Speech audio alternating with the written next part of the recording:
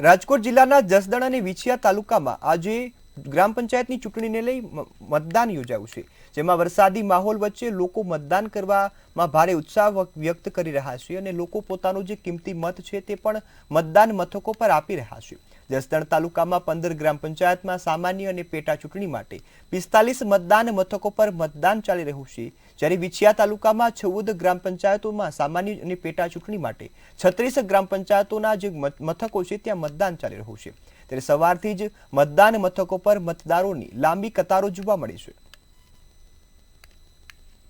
આજે રાજકોટ ગ્રામ પંચાયતની સરપંચની સામાન્ય સભાની ચૂંટણી હોય, એ ચૂંટણીની અંદર તમામ નાગરિકે, હું દિવ્યાંગજન હોવા છતાં હું ઉમેશાનંદ ગિરિજી મહારાજ પોતે બંને પગે દિવ્યાંગ હોવા છતાં મારો પોતાનો હક છે, અધિકાર છે કે હું અહીંયા મત આપવા આવ્યો છું। એમ મારે જેમ હું આપવા આવ્યો તેમ ગ્રામજનોને તમામને મારી નમ્ર વિનંતી છે કે તમારો પણ અધિકાર છે કે તમારા ગામના સરપંચ આગેવાનો કોણ થાય એ તમારે જોવાનું છે, તમારા હકનું છે તે તમે કરો, હક છે તમારો મત દેવાનો। જસદણ તાલુકાના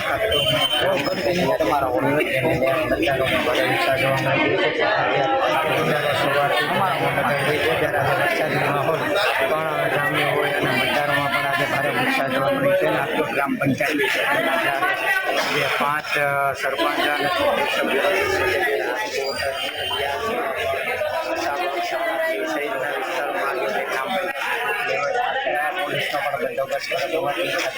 વિકલાંગ દિવ્યાંગ સહિતના મતદારોમાં ભારે ઉત્સાહ જોવા મળે છે।